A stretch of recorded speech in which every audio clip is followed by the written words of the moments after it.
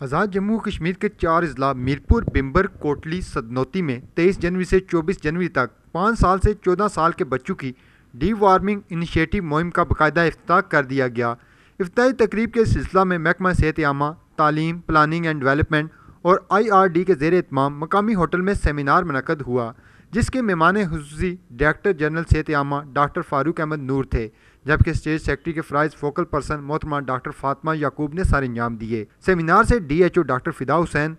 Additional deputy commissioner Yasir Mahmood, IRD के Waleed Rabbani, district education officer निस्वा मोहतरमा Farukh Awais Chaudhry, district education officer मर्दाना मोहम्मद इसहाक मुगल और डिस्ट्रिक्ट कोऑर्डिनेटर यासीन चौधरी ने भी खिताब किया। आज़ाद कश्मीर के डायरेक्टर जनरल सेहत आमा डॉक्टर फ़ारूक अहमद नूर का कहना था कि बच्चे हमारा मुस्तकबिल और कीमती असासा हैं, जिनकी तालीम और तरबियत और सेहत के हवाले से किसी किस्म का कॉम्प्रोमाइज़ नहीं किया जा सकता। आज इसका 3rd राउंड था जो डी वार्मिंग कैंपेन है इसका,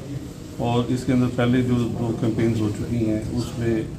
तकरीबन 2 करोड़ बच्चे पूरे पाकिस्तान में जो हुए उनको डी वार्म किया गया।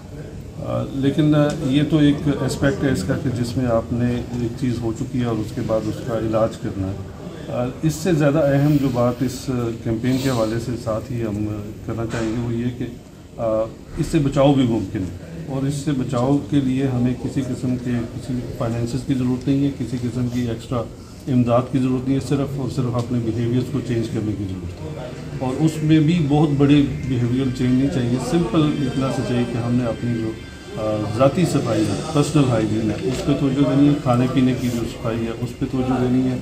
और जहाँ पे हम रह रहे हैं वहाँ पे इर्द गिर्द के माहौल को साफ़ रखने की ज़रूरत है। बस इसी पे फोकस करना है, और अगर हम इस पे फोकस कर रहे हैं तो मुझे उम्मीद है कि हमें 4थी या 5वीं कैंपेन की शायद ज़रूरत ना पड़े।